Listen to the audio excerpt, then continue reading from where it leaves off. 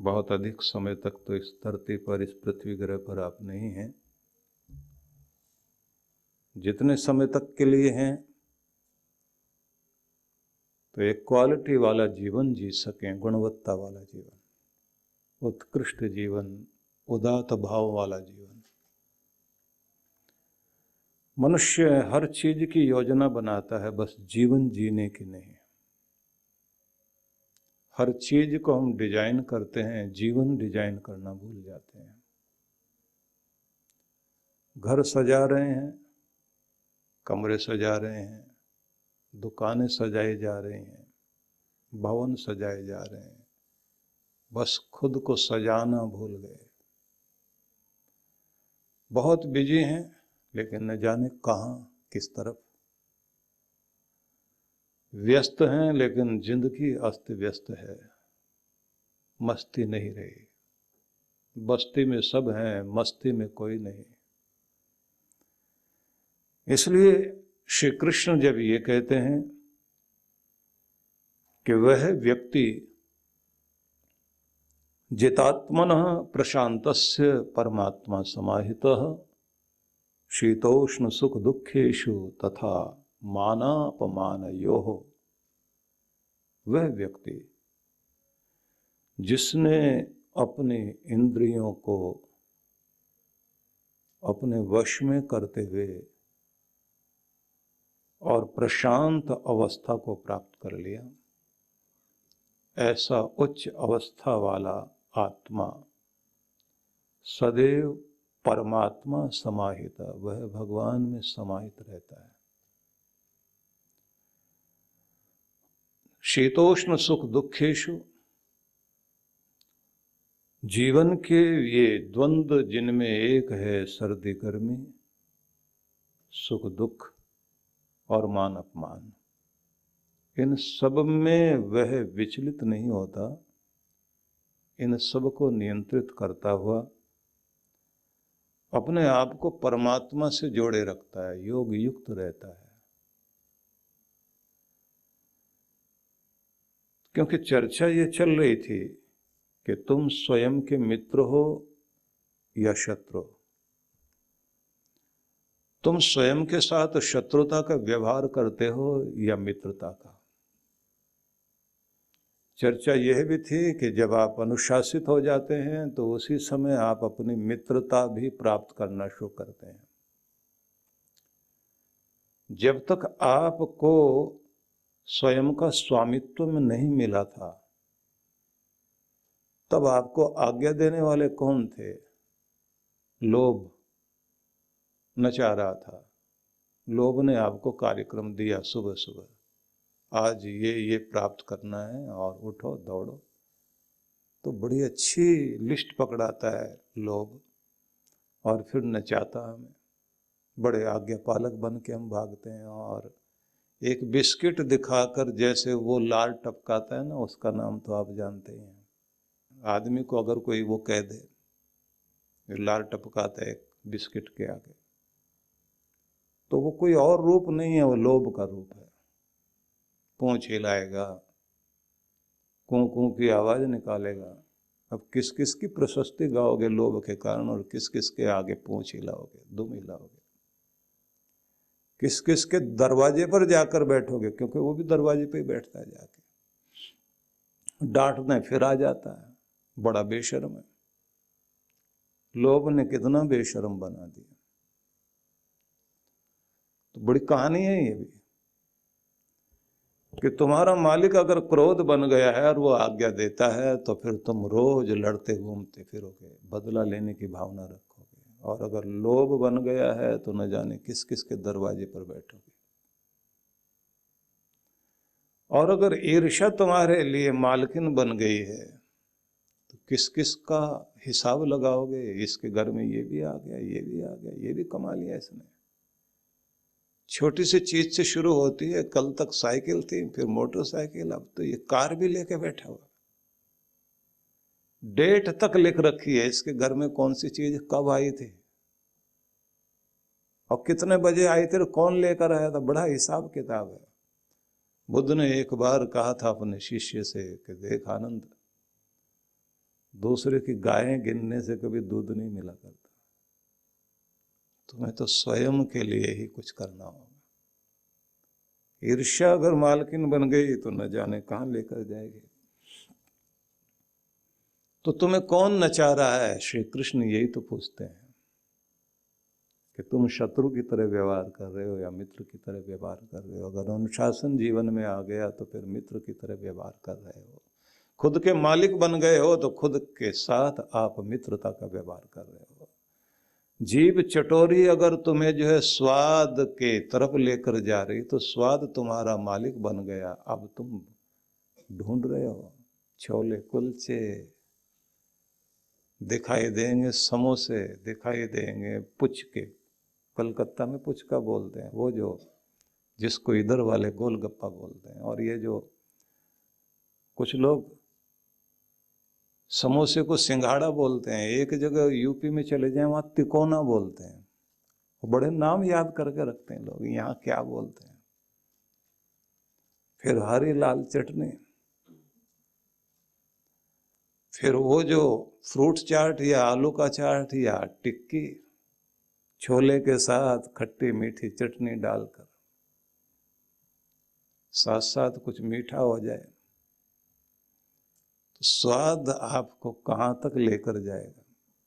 जिनको लत लग गई, एक सज्जन ने लिखा, सज्जन तो कहूंगा ही मैं सबको, सिगरेट की लत थी पहाड़ों में, उसको 3 किलोमीटर तक सिगरेट ने दौड़ाया। सिगरेट तो आमतौर से मिल जाती लेकिन ब्रांडेड पीनी है। मेरा फ्लेवर तो यही है। चाय की तलब लग गई, मेरा फ्लेवर अलग है ये वाला। इसको चाय आती क्या बनाने? इस आदमी को आती नहीं, मैं खुद बनाऊंगा। और वो जाके आधा चम्मच दूध, इतना पानी, इतना उबालना, ऐसे लेके आना। अब स्वाद आया। क्या कहना चाह रहा है आपको? इसलिए ये कहानी घर घर की नहीं, जन जन की कहानी है। कहानी घर घर की नहीं कहोगे आप, हर आदमी की कहानी है। कौन कहां कहां उलझा हुआ है। इसलिए ये बात ध्यान रख लीजिए कि जब उन्होंने ये कहा कि सोचो कि तुम शत्रु की तरह स्वयं के साथ व्यवहार कर रहे हो या मित्र की तरह। जीत लिया खुद को, वृत्तियों को, आदतों को। मनोविज्ञान में, साइकोलॉजी में एक बड़ी अच्छी बात कही जाती है। वहां कहा जाता है कि आपके आदतें जो बन जाती हैं तो आप फिर कई काम एक साथ करने लग जाते हैं। जिन चीज़ों की आदत होती है ना, तो उनमें आपको न दिमाग लगाना होता उस समय, न ज़्यादा एफर्ट करना होता। तो आप जो है, जैसे पहले चलना सीखे थे तब तो बड़ा ध्यानपूर्वक चलना सीखे थे। पहली बार गाड़ी चलानी सीखी तो बड़े ध्यानपूर्वक चलानी सीखी थी। जब प्रैक्टिस हो गई तब तो आप गाना गाते हुए भी गाड़ी चलाओगे, बात करते हुए गाड़ी चलाओगे, क्योंकि अब आदत उसे चला रही है। ब्रेक कहाँ लगाना वो आदत अपने आप करती है। तो जिस समय आप अपनी जिंदगी में ये अनुशासन अपना लेते हैं कि कहाँ रुकना और कहाँ नहीं, बातचीत तो ठीक है, संवाद तक ठीक है, विवाद पर आते ब्रेक लग जाए। खाना हर चीज है जो आपके स्वास्थ्य के लिए है, लेकिन जहां जाकर के लगता है कि अब स्वाद इतना तो ठीक है। वो एक सज्जन थे, शुगर की बीमारी थी और बड़े नियंत्रित थे। तो वो जलेबी खा रहे बैठे हुए, एक टुकड़ा खाते ही उसके बाद में फिर रुक गए, जीभ कहे और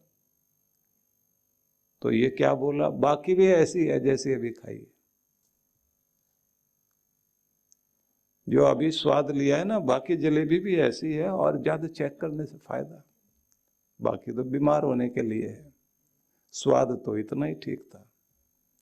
अब लोग उससे कहें ये क्या बोल रहे हैं, बोले अपने से बोल रहा हूं ना, आपसे थोड़े, क्योंकि समझाना तो खुद को होता, दूसरों को समझाने से तो काम खराब होता है। और जिंदगी का नियम है कि जब आप खुद उदाहरण बनते हैं तो आपका अनुपालन होता है। आपकी राय से किसी आदमी पर कोई फर्क नहीं पड़ता। बदलाव के लिए तो ये नियम है, उदाहरण बन जाइए। बदलाव के लिए राय देने से कभी भी कोई फर्क नहीं पड़ता। राय साहब आप बने रहिए, राय लेने वाले है ही नहीं, क्योंकि सब अपनी अपनी बारी पे होते हैं। एक सज्जन हमको लेके गए, पहलवान थे, बड़ा नाम था उनका। अब हमको लेकर के गए तो उन्होंने कहा कि इतने बजे आपने पहुंचना, साथ लेके गए। तो जहां हम गए तो स्टेज पूरी भरी हुई, नीचे थोड़े लोग थे। तो मैंने कहा जनता। तो एक सज्जन जो साथ में थे बोले ये भी बोलने वाले जो नीचे बैठे हैं, इनको ऊपर बैठने की जगह नहीं मिले बेचारों। तो मैंने कहा हम श्रोता बन जाते हैं नीचे। नहीं नहीं, क्या बात करते हो आप। अब बड़ी समस्या थी, क्योंकि सारे बोलने वाले, सुनने वाला कोई नहीं है। मैं वहां बैठे बैठे सोच रहा था, मैंने कहा गलती इनकी नहीं है। अगर आप भीड़ में देखें तो वहां भी सब बोलने वाले हैं, सुनने वाला कोई भी नहीं। पूरी दुनिया भर में यही एक खेल बना हुआ। तो इसलिए आपको ये कहना चाहता हूं कि जिस दिन आप अपना स्वामित्व ले लेते हैं, उस दिन आप अपने अनुशासन में आते हैं। उस दिन फिर आपको क्रोध नहीं चलाता, लोभ नहीं चलाता, फिर बदले की भावना, प्रतिशोध आपको कार्यक्रम नहीं देती, उसकी योजनाएं नहीं बनती, आपकी बुद्धि उस तरफ नहीं लगती। फिर मोह ममता जो है आपको उनका घोड़ा नहीं बनने देता। दरवाजा बंद करके दादा नाना नानी बड़े विचित्र खेल करते हैं। एक दादाजी दरवाजा बंद करके अपने पोते को कह रहा है कि मैं तेरा घोड़ा चला। तो अब वो कमर पे बैठा हुआ और दादाजी जो है चल रहे हैं घुटनों के बल। अब वो खुद ही टिक टिक टिक टिक की आवाज भी निकाल रहे हैं। और परिवार के लोग खिड़की से झांक के देख रहे हैं, हो क्या रहा है, नचा कौन रहा है, मोह। हरेक को नचाने वाली चीजें तो हैं दुनिया में, जो नचा रहा है वो नाच रहे हैं लोग। किसको कौन चीज नचा रही है। तो जिस दिन आप अपने मालिक हो जाते हैं, उस दिन फिर आप तमाशा नहीं बनते, फिर तमाशा दुनिया का देखते हुए आगे निकलते हैं। बनाकर फकीरों का भेष हम गालिब, तमाशाए अहले करम देखते हैं। अब तो उसकी लीला देख रहे हैं, दुनिया में चलते हुए तमाशा देख रहे हैं, क्योंकि मन ही फकीरी में आ गया है, अनासक्ति में आ गया है। अनासक्ति में मन आते ही स्थिति बदल जाती है। इसलिए कल मैंने आपको एक और शब्द कहा था, माइंडफुलनेस। इस पर बड़ा काम हो रहा है। बड़ी बड़ी कंपनियां बुलाती हैं लोगों को, मेडिटेशन करा दीजिए, क्योंकि हमारे जितने वर्कर हैं उनका ध्यान तो कहीं और रहता है। बुद्ध ने सम्यक स्मृति कहा, जिसका सीधा ही मतलब ये होता है कि ठीक से अपनी स्मृति में लौट आओ। क्योंकि आपको अपनी याद तो बनी ही नहीं रहती, न जाने किस किस की याद आपको आती है। जहां आप बैठे होते हो, न जाने कहां कहां से किस किस तरह की यादें आपको प्रभावित करती हैं, जिसका परिणाम आप लोग रात दिन देखते हैं। काम कहीं कर रहे हैं, चल कहीं रहे हैं, ध्यान कहीं और है। इसलिए तो सुकरात ने हाथ में मशाल लेकर के दिन के दोपहर में लोगों को ढूंढना शुरू किया। तो वो लोग पूछने लगे किसे ढूंढ रहे हो। बोले ऐसा कोई आदमी जो पूरी तरह जागृत हो, क्योंकि सांस लेने वाले मुर्दे तो चलते दिखाई देते हैं, आधा मन यहाँ है आधा वहां है, पूरा जागृत आदमी तो दिखाई नहीं देता।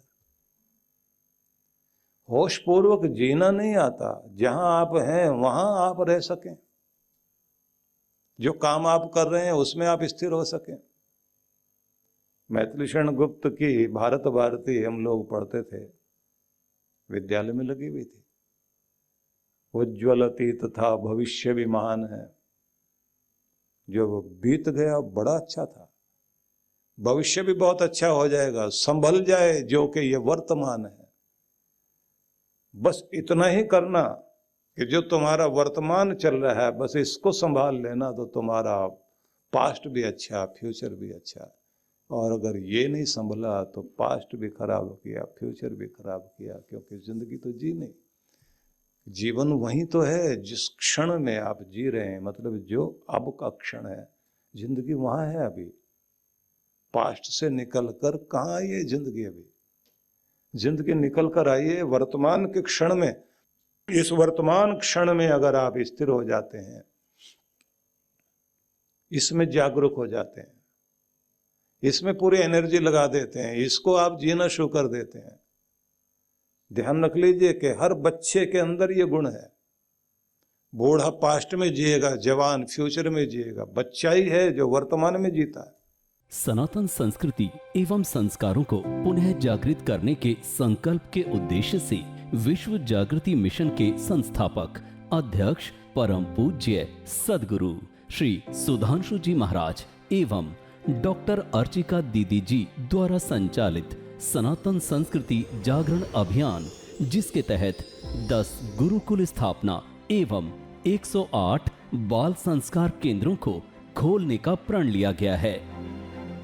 2 एवं 4 मई 2025 को देश एवं विदेशों में ख्याति प्राप्त संत तथा वरिष्ठ राजनेताओं के सानिध्य में इसकी शुरुआत की गई है।